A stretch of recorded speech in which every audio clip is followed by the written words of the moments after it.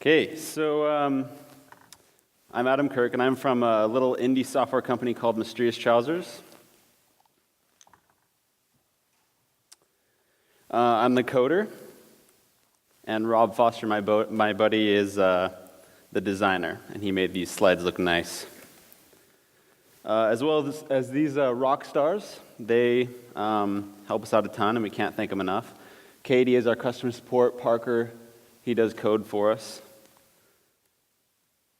So don't be a jerk is kind of like the unofficial slogan that Rob and I repeat to ourselves when we're making decisions. Growing up, the common saying where I'm from in Salt Lake City is when you're leaving a campsite is leave it better than you found it. So we do our best to leave our customers better than we found them, to leave the software industry better than we found it, and to do our small part to leave the world better than we found it. My fiance calls herself a shoe snob. She won't buy shoes until she finds the perfect pair. I've noticed that when people are snobs about things and not okay with mediocrity, good ideas are everywhere. Almost everything can be improved. Rob and I are calendar snobs. We couldn't stand how wrong the iPhone's built-in calendar was, so we wanted to do it right. With the default calendar app, it takes 14 taps to add an event with 2 alarms. The numbers with asterisks by them usually take 2 to 3 taps plus sliding your finger. So it's more like 20 to 25 taps.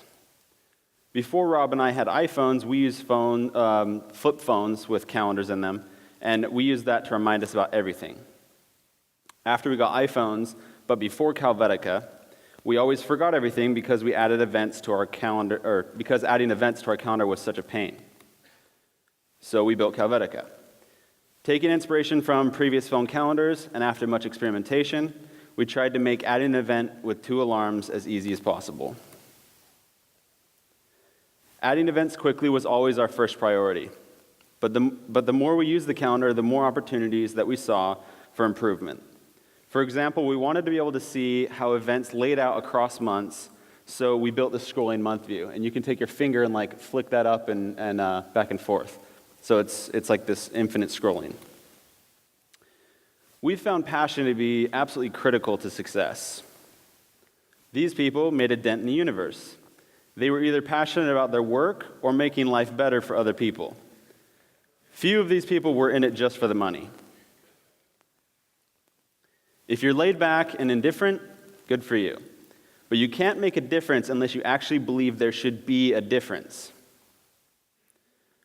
We found that clean, uncluttered apps are more enjoyable to use. So how do you build such apps? Working with a skilled designer is crucial. Before I met Rob, the designer, I actually made a simple calendar app for adding events quickly. I think I sold maybe 25 a day on the App Store. Once I partnered with Rob, and we took the same concept, and he helped me make it pretty and usable, and now we sell way more than 25 a day. This is the kind of feedback I would get from Rob daily. Move this pixel to the left. This shade of red is a tad off.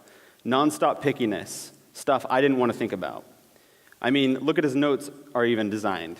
He designs like every breath he takes. So I think there's great value in having the coder and the designer be different people. Rob cares about things that I just don't really notice. And secondly, Rob pushes me to design an interface that's way better than I would push myself.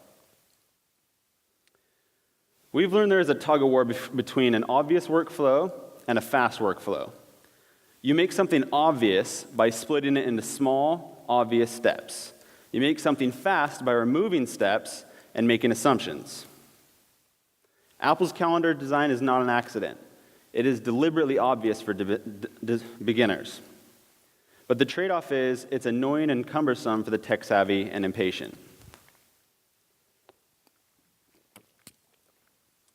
We chose not to spell everything out, and we were able to get it down to 2 screens and 5 taps to add an event with 2 alarms. This is because you can set multiple default alarms, and that removes steps by making assumptions. We also found a tug-of-war between simplicity and versatility. Your app can be clearly useful for a few things, or powerful for a lot of things, and possibly confusing and overwhelming. On the web, simple apps seem to be more popular. On the App Store, the reverse seems to be true. This is just our observation, but it seems that most App Store shoppers want feature-rich apps. Alternatively, our passion is about keeping our apps simple.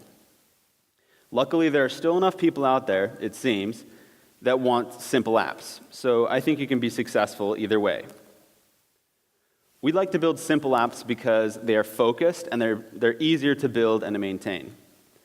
Less features means less that can go wrong, less load time, smaller download, and less storage taken up on the device. A while back, we faced a dilemma. We had learned a lot from building our first 3 versions of Helvetica, but we realized that in order to move Helvetica forward, we had to start completely over. So essentially, we built a totally new app with a totally new interface, with all the critical features, but with the same focus: fast event creation. Then we had a choice.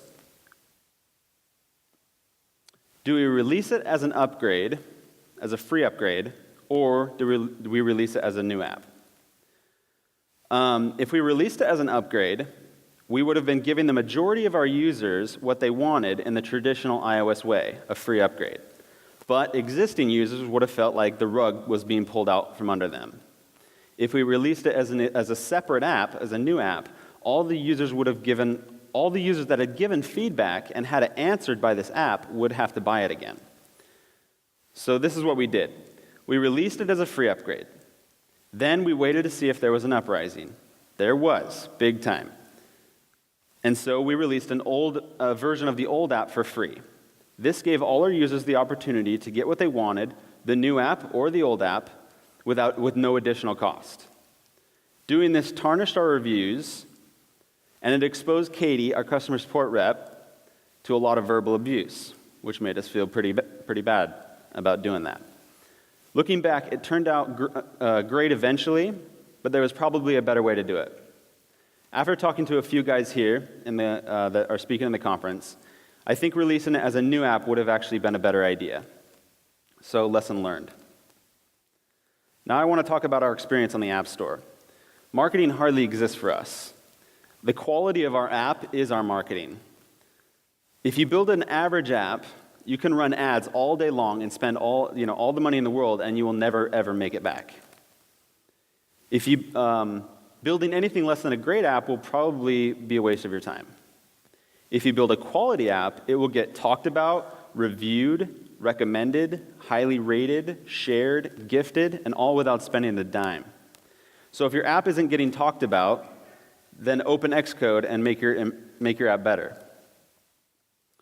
So John Gruber found our app and liked it and linked to it. That was back in November of 2010, and we're probably still making money from that post. The App Store put us on the front page of the whole store. That was really cool. We were there for a week, and we didn't pay a dime. So we try to release soon and often. Our first version of Helvetica was carefully designed, polished, and perfected, but with only the most critical features. You couldn't even turn calendars on and off in the first version. Then, once we knew we were on the right track, we stomped on the gas and made it much better.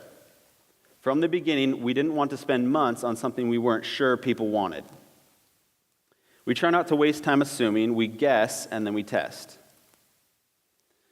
So we have no experimental data of this yet, but we assume an icon is pretty important.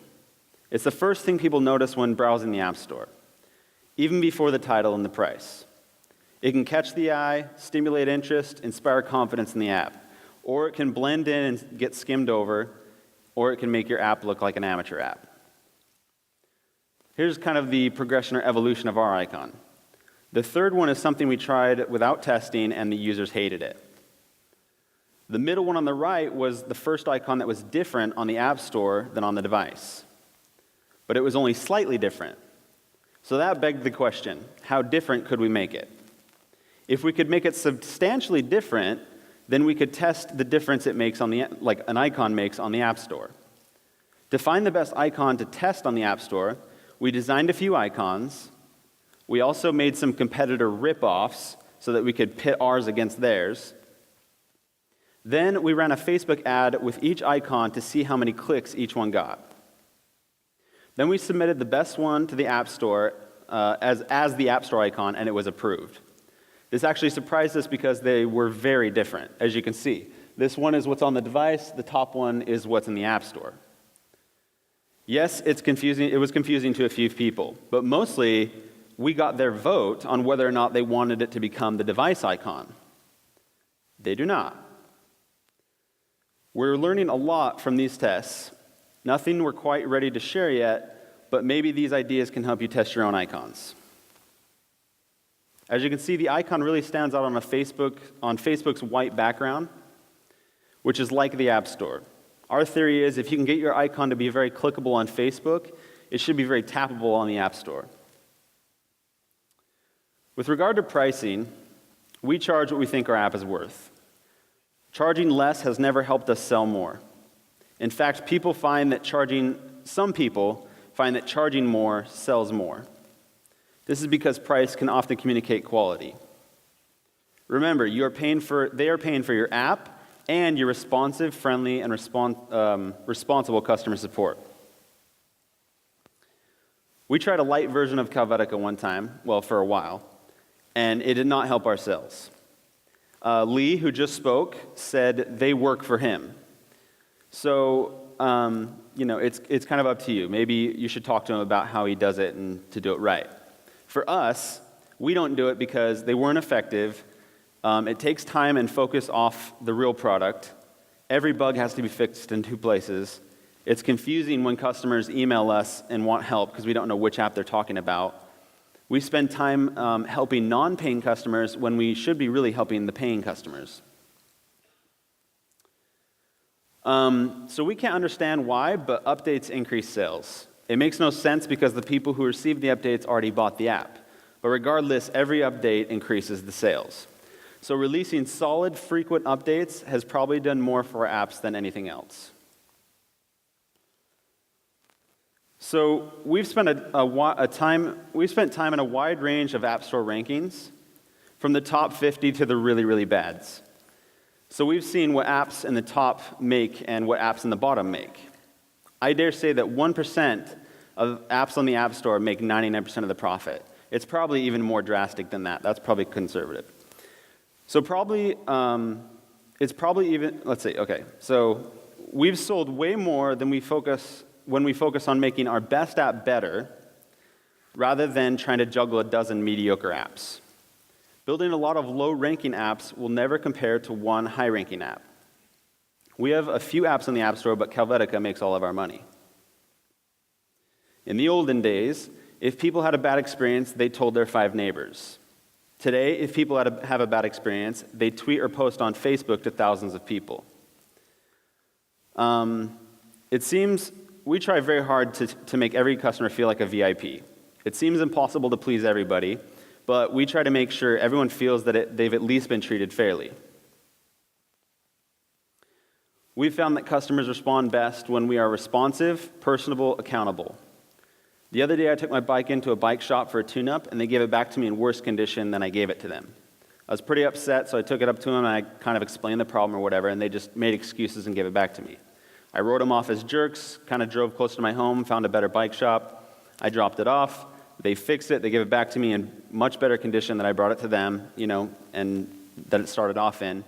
And so, basically, I was happy, and they charged me a fair price for it. As a rule, if you take someone's money, you better make sure you deliver. If you can't deliver, give them their money back. We really try to take care of our customers. At the same time, we don't just treat our customers really nice because they're ticking time bombs. We care about stuff and we care about people, so we try not to be jerks. We've found if you build apps out of passion, you'll be far happier than if you build them just for money. Plus, if you do it for money, you'll probably get frustrated and give up quickly. If you do it because you care and you want to make people's lives better, then you'll be super motivated and you won't get easily frustrated. For example, Dialvetica is another one of our apps. It's like the favorite child of me and Rob that nobody knows about. Nobody else gets it, but we get it. We love it. We love that app. We use it more than Calvetica. We use it every day. It doesn't make a lot of money, but we're extremely passionate about it. So we still work on it. We still try to make it like the best app that we can. And so it's fun, So, I mean, it's more important than selling out or whatever and trying to like make sure that it makes a lot of money. Basically what I'm trying to say is it's really important to work on what you love and be passionate about it. I started out writing iPhone apps by laying out the UI all in code. I finally decided to buckle down and learn Interface Builder. I cannot stress enough how important using Interface Builder is. In my opinion, you can build apps faster with less UI clutter code. It's tons easier to make the UI responsive to things like device orientation changes and status bar resizes. So this is important because test flight is important because you don't want to submit apps to the App Store that you haven't tested. Our worst releases were because we didn't have people test our apps. Test flight makes this really easy. You just upload your app to test flight and all your beta testers can download it straight to their phone or device. They can easily respond with feedback, detailed crash reports are sent to you automatically, and you can track your testers' use of the app. Again, on passion. In the book Getting Real by 37 Signals, which is a book that I really love, they say, when you solve your own problem, you create a tool that you're passionate about, and passion is key. Passion means you'll truly use it and care about it, and when that's the best way, and that's the best way to get your customers to feel passionate about it too. Because we are passionate developers, we have very passionate users. We see this when we make major changes. They are loud and with their praises and complaints. Passionate users are better because they stay with you longer and spread the word more.